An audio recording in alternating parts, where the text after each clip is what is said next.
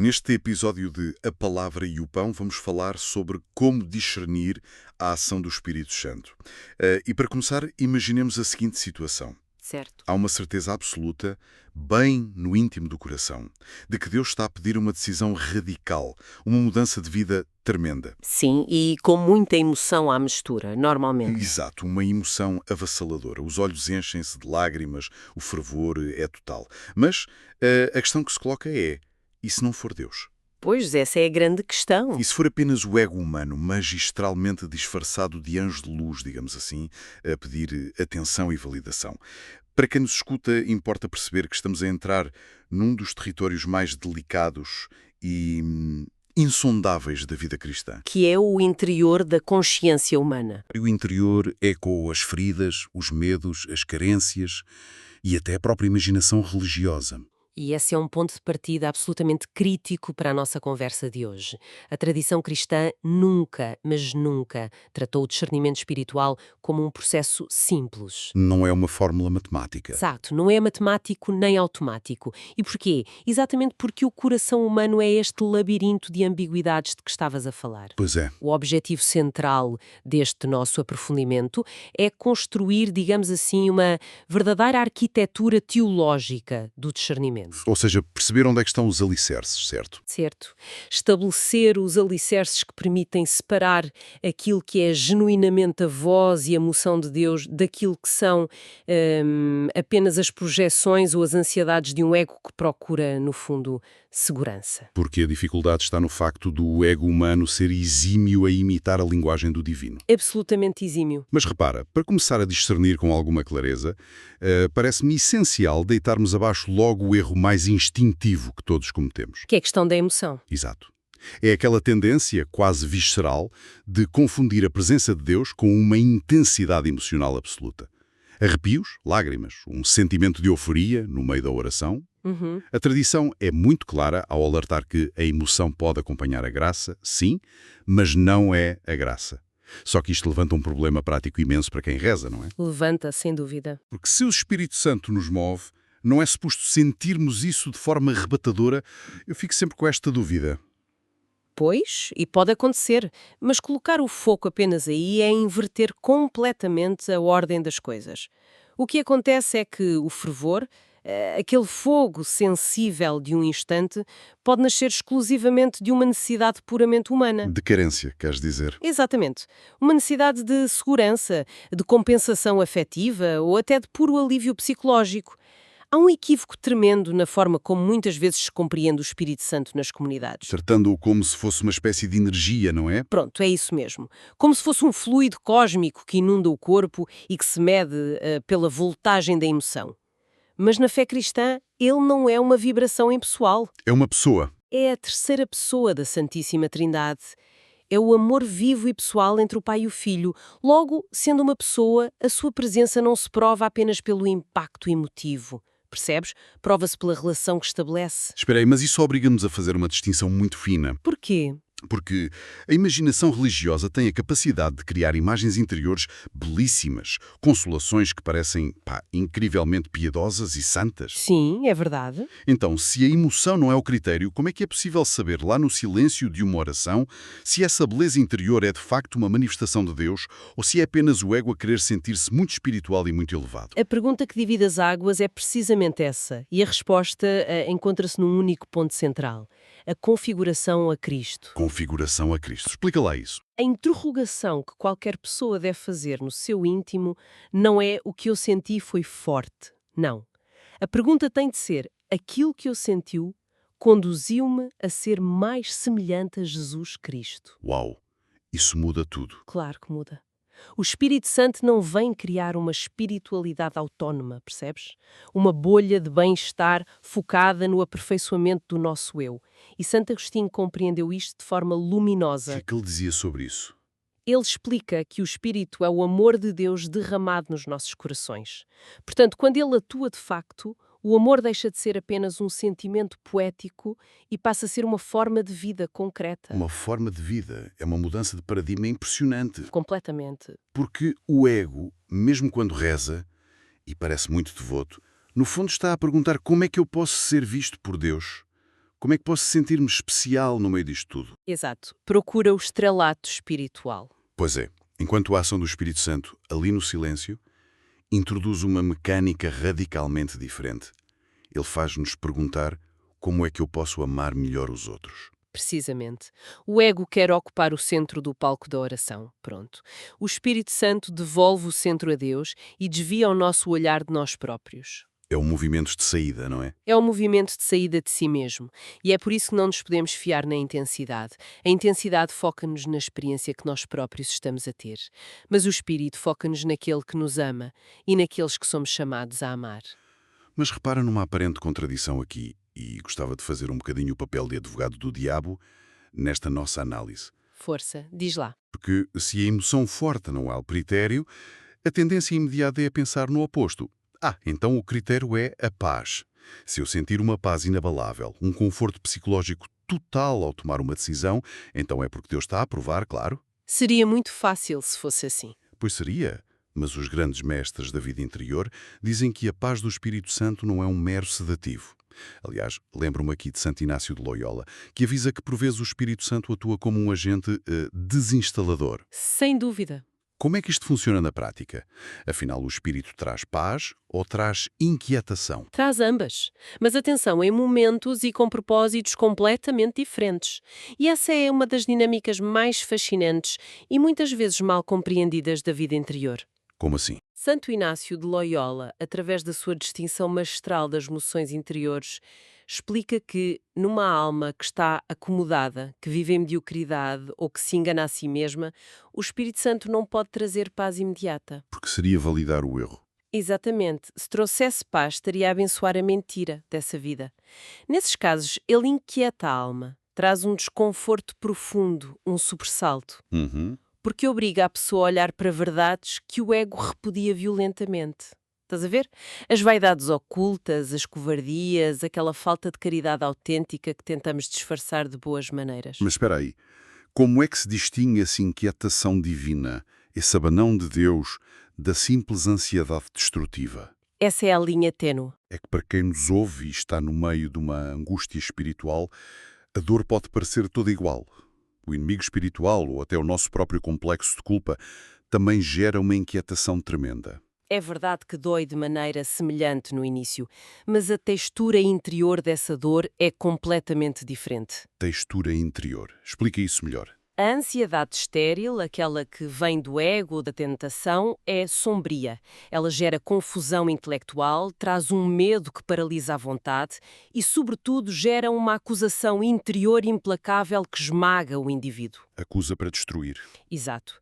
É uma dor que afasta da esperança e empurra para o desespero, aquela sensação de que não há salvação possível para mim. Certo. E a inquietação divina?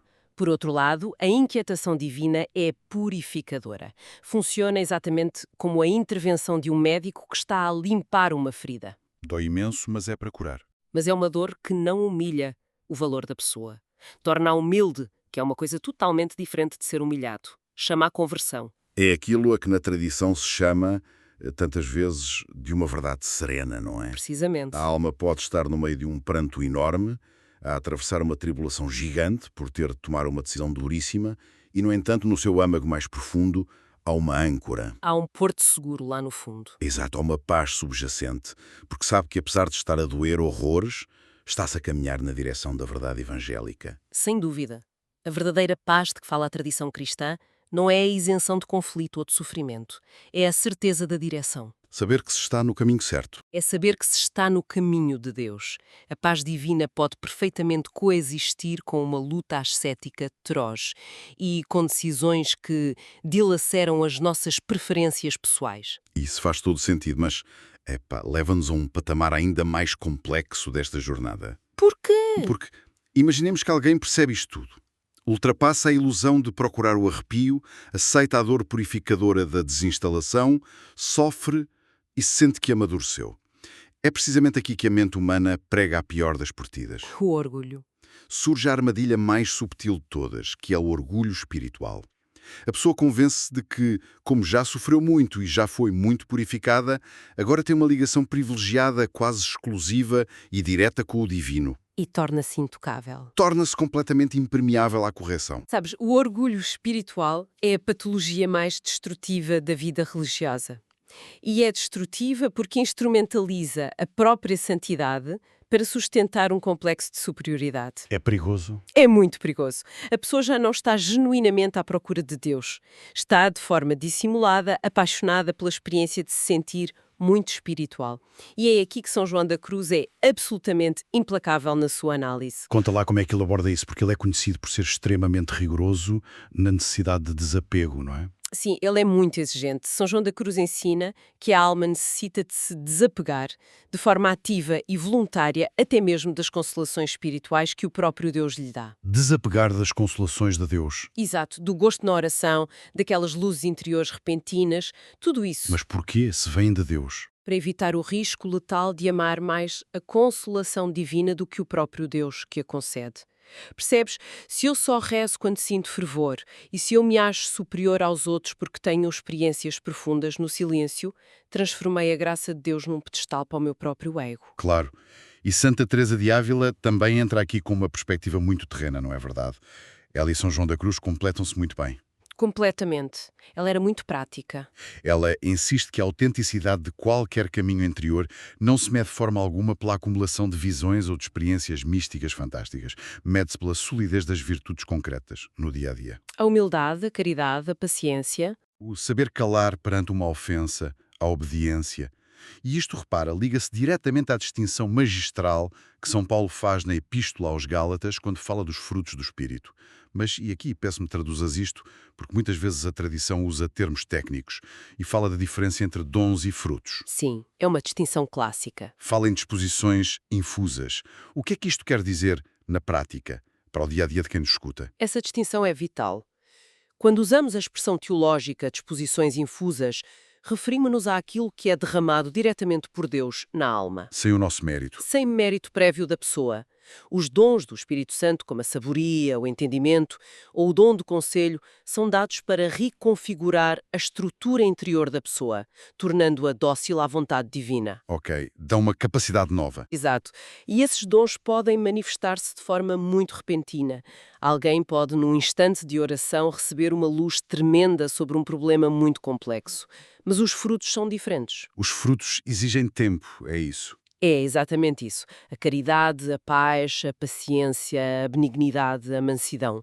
Um fruto é o resultado de um processo orgânico e lento, Como na agricultura. tal e qual. É o sinal visível de que aquela semente plantada por Deus através do dom, de facto germinou, criou raízes na liberdade da pessoa e amadureceu ao longo do tempo. Faz todo o sentido.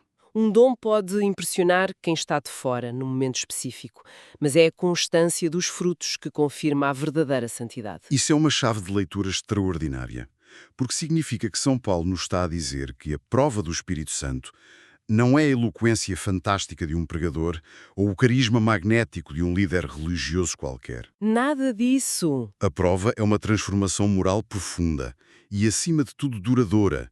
Portanto, se uma suposta inspiração interior, por muito piedosa e acompanhada de lágrimas que seja, gerar na pessoa uma atitude de divisão, de arrogância, Ou um desprezo frio pelos outros. exato, um desprezo pelos que considera menos espirituais, então essa moção não veio de Deus de certeza. Nunca. O Espírito Santo não torna a pessoa vaidosa, torna-a radicalmente mais pobre e simples diante de Deus e dos irmãos. É isso. E é por isso que o discernimento exige o crivo do tempo.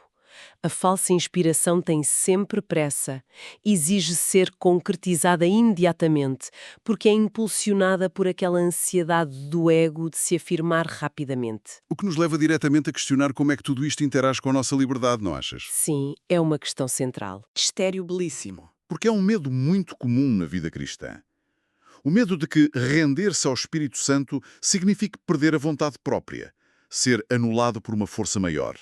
Como se nos tornássemos, sei lá, umas marionetas de Deus. Essa é de facto uma das questões centrais da teologia moral, e São Tomás de Aquino tem uma explicação sublime para clarificar isto. E o que é que ele diz? Ele explica que a graça de Deus nunca, mas nunca, destrói a natureza humana.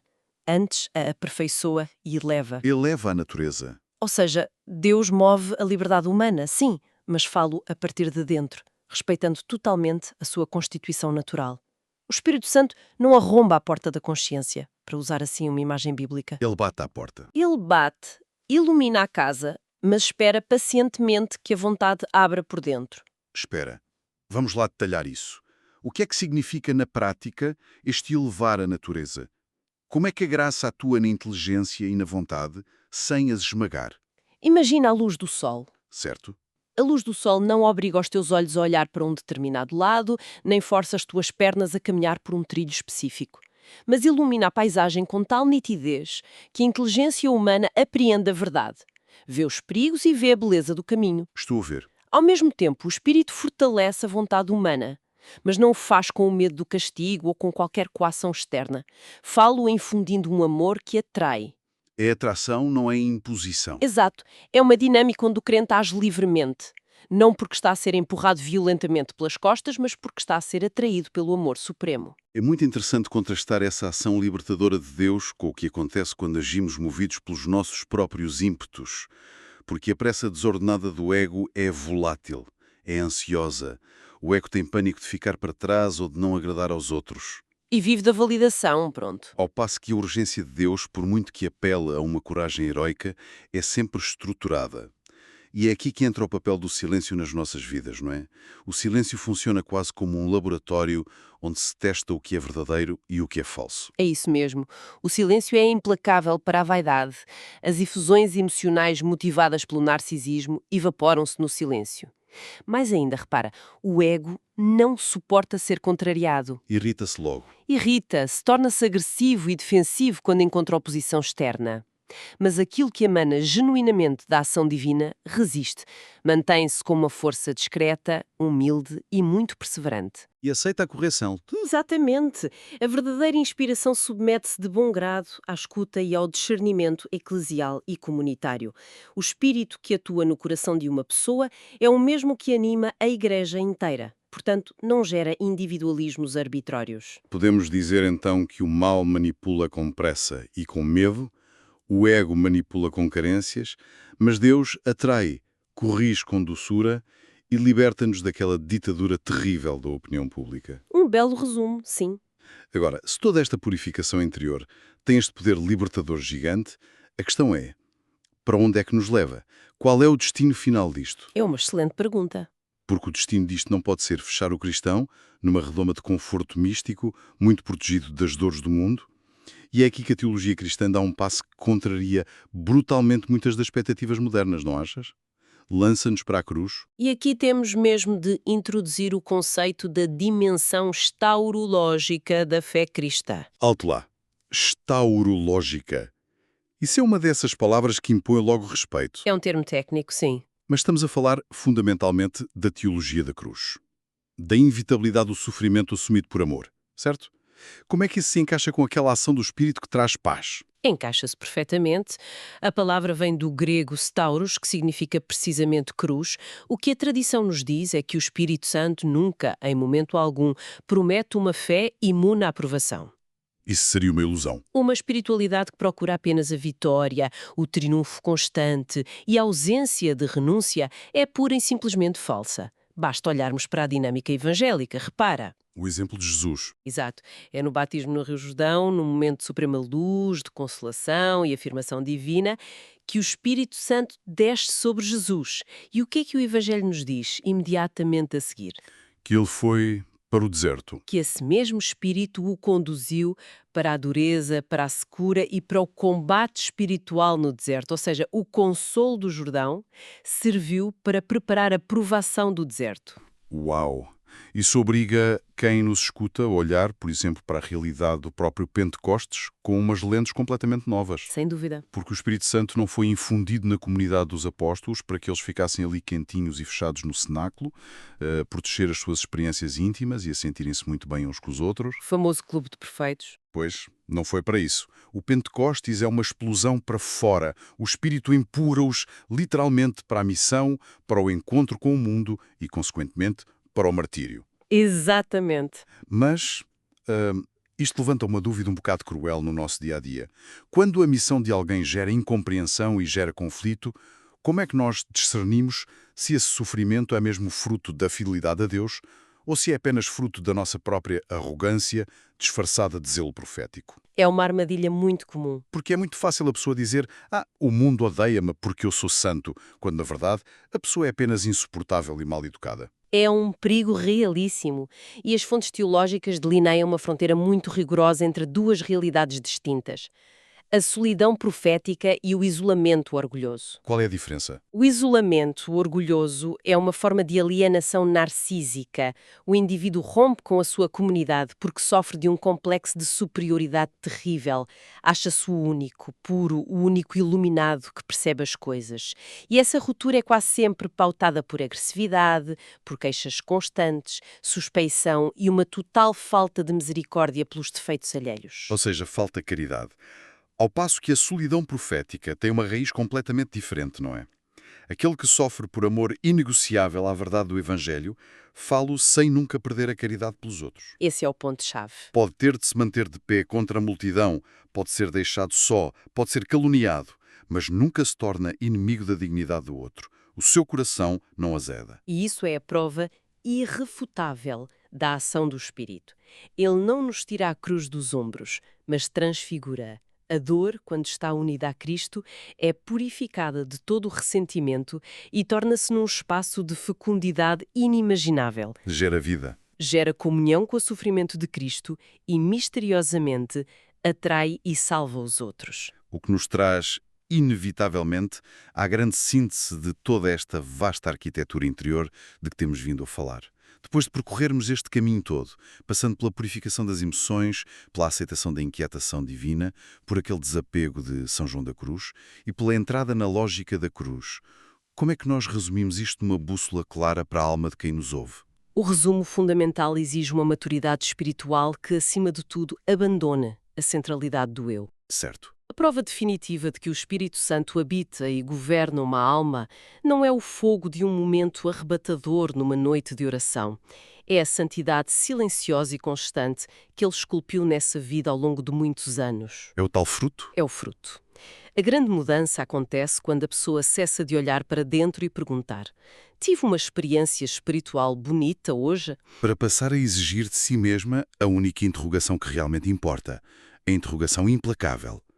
Esta experiência interior, ou até esta aridez que estou a viver, tornou-me hoje um pouco mais semelhante a Jesus Cristo? É a única pergunta que interessa. Porque o desejo supremo do coração cristão não pode ser a obtenção da consolação afetiva, do bem-estar.